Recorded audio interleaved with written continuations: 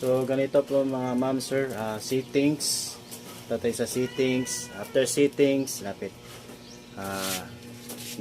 Network. Ayan po. Para mag-connect natin sa Wi-Fi. Okay. So ang Wi-Fi natin is Globe. Punta tayo sa Globe. Yan. Type natin yung password para makakonect tayo. Pusa. Okay guys, ma'am sir, connected na tayo. So pwede na tayo mag-connect sa any apps po. Pwede po mag YouTube or Netflix. So punta tayo sa YouTube.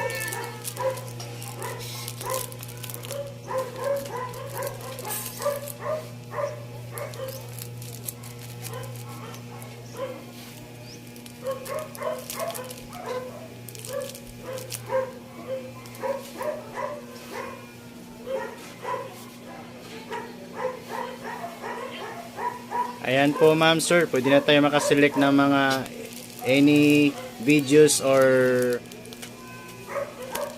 video karaoke, kung gusto nyo mag video okay or movies, meron na po yan.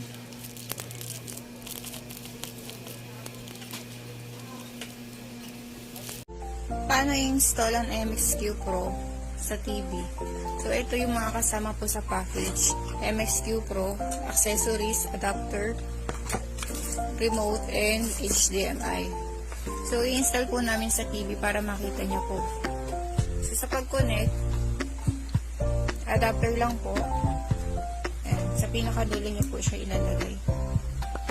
HDMI, na naka-connect po yung kabilang dulo sa TV. So, yan dilaw po na yan, LAN cable po yan, para nakarekta po sa Wi-Fi. Pero kung wala po kayong LAN cable, pwede po kayong gumamit sa settings po, enter password lang ng Wi-Fi nyo. So, pag once na na-install nyo na po yung MXQ Pro, sa input or source po ng TV, dapat naka-HDMI po siya. Kung marami pong HDMI, so hanapin nyo na lang po kung saan po naka-connect yung HDMI cord.